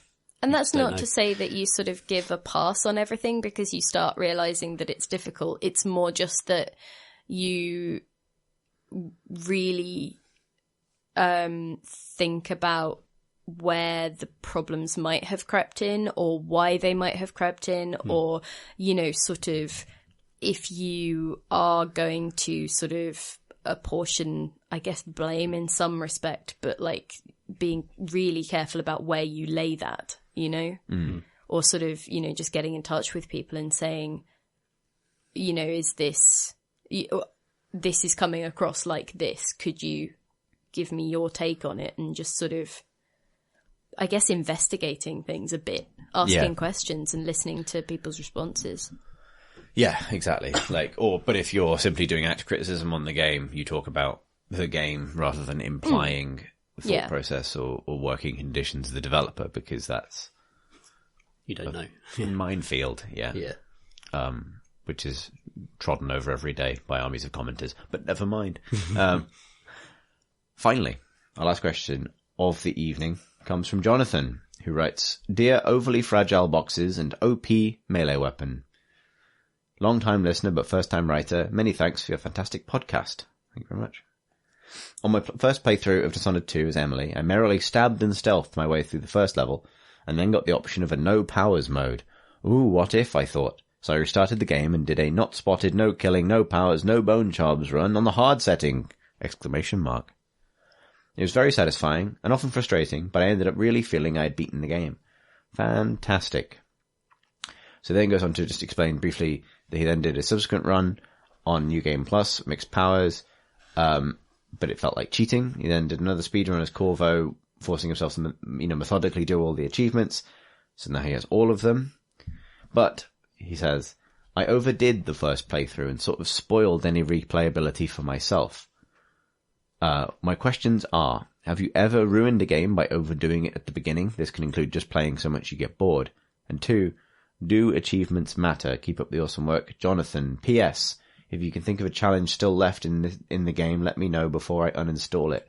So to answer that final part first, I found that, like, beyond, like, simply mastering Dishonored, the thing that lies beyond that is trying to tell yourself fun stories in Dishonored, whatever form that takes. So, the video series I did was trying to make every murder in the first game look like an accident.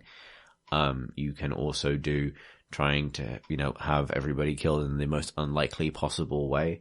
But, like, beyond the simple challenge of the thing, I think the sort of treating it like a kind of sandbox for AI and physics where you can, I don't know, see how much you can break it. That is, you've not really finished Dishonored until you've really started to experiment with that. Until you can, I don't know, stick a trip razor mine onto a in-flight crossbow bolt and fire it into the sky so it lands on a passing tall boy in a minute from now, based on where it's going to be. That's the point at which you have finished. So I can't do that, but there are people on the internet who can. The thing is, though, this entire thing seemed to lead to a question about, I have ruined this game's replayability for myself on the first playthrough. But they did then describe several more playthroughs, so I would say that they didn't ruin too much the replayability of said game. No. And they are asking you for suggestions for further replays. I do kind of get what he means, though, because when you invest, when you invest a lot in, doing everything you possibly can, because I believe, I always want to play games the first time on the hardest setting where, you really feel it, but not the hardest setting so that you can do it again.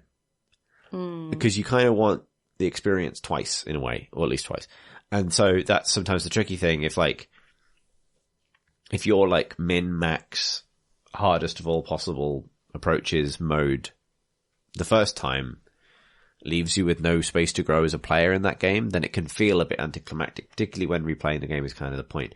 So, that's why, when I saw that no weapons option in Dishonored 2, I was like, I'll come back for you in 3 playthroughs time after I've paced myself a little bit. A lot about pacing yourself. I've done this for myself with RPGs, to return to a question from earlier, where you sort of binge on the lore too much to the point where you get bored or you get distracted and you don't reconnect with the main plot because as you have role-played it, your main character has just had some sort of journey inciting initial incident and then sat in a pub, read the entire history of their civilization, forgotten what they were doing, and vanished forever.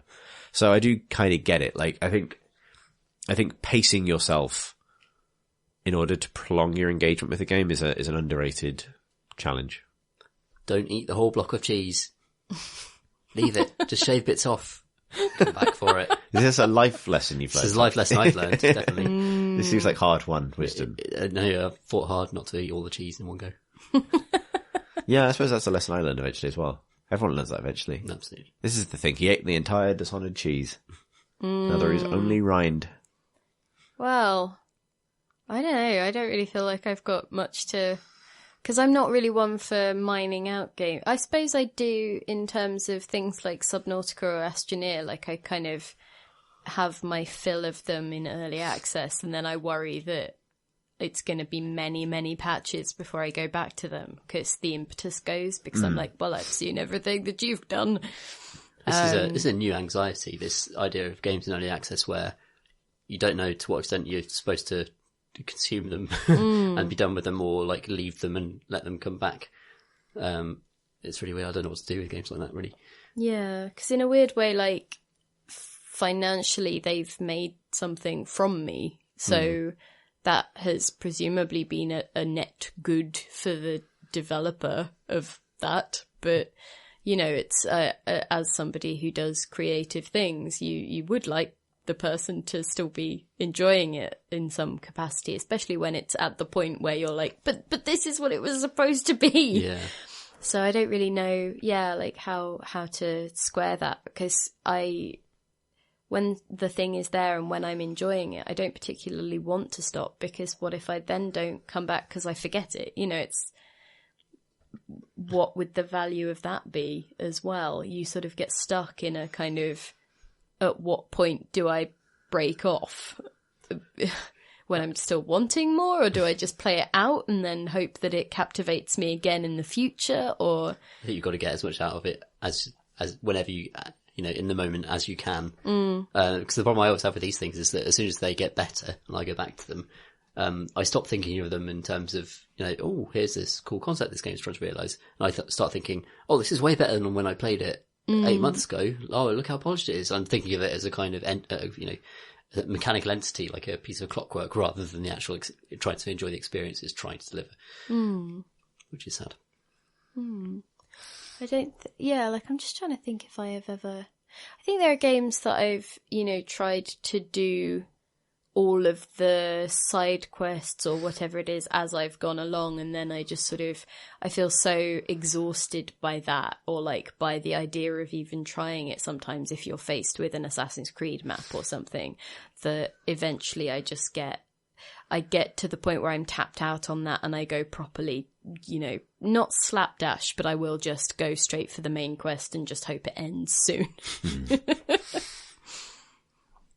On the broader point about achievements as well, I think these two things are related in that, like, there's a strange sort of, despite achievements being very fixed things, there's a strange sense of you having kind of like made the most of your time with a game or not, or have earned your achievements in a game or not, and feeling like you sort of cheated or skipped ahead or kind of, you know, accidentally crashed through your first run is a very frustrating thing. And, you know, it's sometimes hard to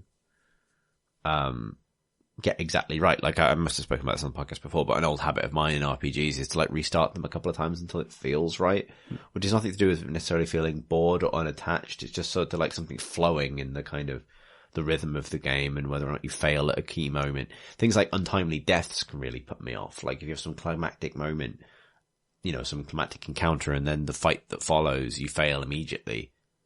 If the story isn't equipped to account for you running back to that fight, that can often like kill a really dramatic moment for me and sort of feel a bit sort of off or in some way, or kind of like puncture the experience. Which again, you know, it's not maybe about overdoing it at the beginning, but it's about how sort of fragile that sort of sense of you having properly structured your journey through the game is. Don't scoff the cheese. Savour the cheese, and if needed, restart the cheese. Exactly. Several times. Well, actually, speaking of eating too much cheese, like this actually almost happened to me today, but a completely different achievement-based context. Achievement-based context, which is that, I guess 2 weeks ago now, I was kindly gifted a Fitbit, which is like a watch that tracks your fitness thing. Because I'm looking to lose a little bit of weight. And, there are things about it that are great. And there are things about, particularly the app is programmed, and the app gives you like achievements for like walking a certain distance or climbing a hill or all these different things. And it's not the point of doing any of it, because the point is being healthier. But there's a game likeness to that. There's a desire to get the things, and it's nice that you've achieved something today and you can feel a bit better about yourself. And I think those little moments of positive reinforcement are good especially in a context that can often be difficult for people to motivate themselves. However, this morning I realized that it has no way of sense checking the data you've given it. So if you do a typo, it's taking that typo and it's fucking running with it. So this morning I accidentally told it that I lost in a week 150 pounds and I am an 160 pound man. So I told it that I had gone from 160 something pounds to 10 pounds. Does not automatically call the emergency service. No, exactly. Because I've died. You seem to be a brain in a jar. Yeah, exactly. Like, your body has gone. Like, well done. Yeah. No. 20 points. No, what it said was, well done. And it gave me every single achievement really? it can possibly give you. Because you set it like a goal for weight loss. Yeah. So I smashed that. Because my by goal, dying, yeah. by dying, by basically like Obi-Wan Kenobiing the fuck out, like, becoming just a rag on the floor. How would he talk to a What Fitbit? an excellent diet. Become a Force ghost. Exactly. Yeah, but then you're really fat. You're everywhere. That's not. Anyway, let's not get into an argument about Force ghosts. But then it literally, so in addition to, annoyingly, like, completing my exercise target and saying, good, great job, you did it. And they're giving me the achievement for that and requiring that I set a new exercise target of the same value, just so after I corrected the data input mistake. Right. It had also given me every weight loss progressive achievement up to 150 pounds. So £5, £10, 15, 20, 25, 30, and so on, all with their own little badges. And there's like an online profile that you can compare with your friends and stuff. And the stupid thing is that you can go into your profile online and you can manually delete every badge that you shouldn't have if you want to. I think they added this because this must happen, right? You're entering data on a phone. People are going to fuck that up sometimes. And the fact that it doesn't like sense check it and go. And that wasn't the problem. Ultimately, I corrected the data and it is just a silly tracking thing. Like, it'll be fine. But there was this weird sense of, I was quite looking forward to earning that £10 lost little badge. It. And I've enormously devalued it because as far as I'm concerned, I fucking won weight loss, right? Like, I managed to lose 96% of my body according to this thing. And I'm never going to do that again, right? Like, I'm never going to hit those heady heights. Until you die. Until I die. And decompose. And even then, it'll probably take a while for me to weigh that. That's definitely true. Yeah. Much, much slower process. Yeah, exactly, yeah. Like, I'm going to have to, like, now I have to be cremated, thanks. Data entry issue. That's much faster. Yeah, exactly. That is a lot faster, and then I can be scattered. And then at the point where my makes you fat, ashes, the point where I have to weigh you and then tell the Fitbit what happened to you. At the point where my ashes weigh £10, right? Tell the Fitbit. No, when they weigh £9 and 13. Yeah. No, £10. Yeah. Then tell the Fitbit so that it can give me those achievements back, but not until then, because I haven't earned them.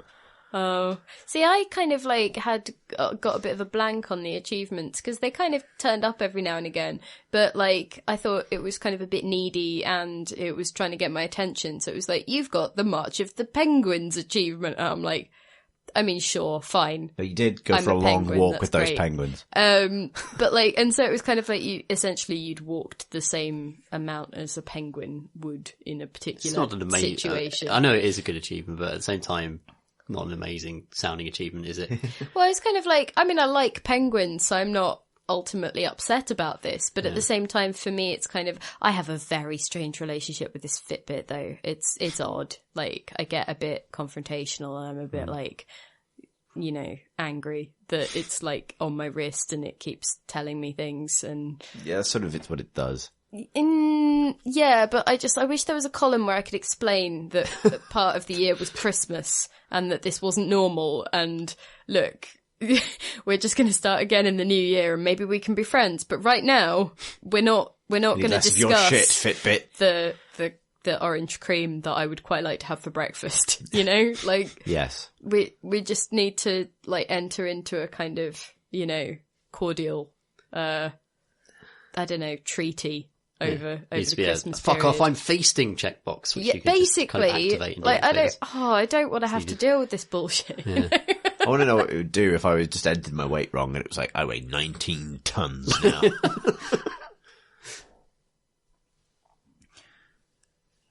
Anyway, that is all of the questions we have time for.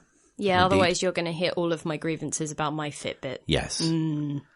Let's throw our escape rope to the sky No more melons. and earn ourselves an achievement for climbing out of our cardio or something.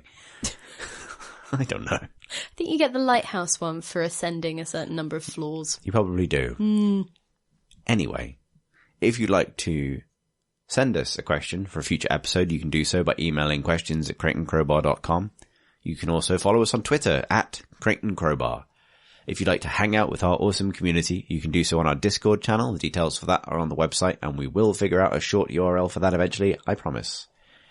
You can also find us on Patreon at patreon.com/CreightonCrowbar, which will be freshly updated as of today, hopefully, is the time you're listening to this.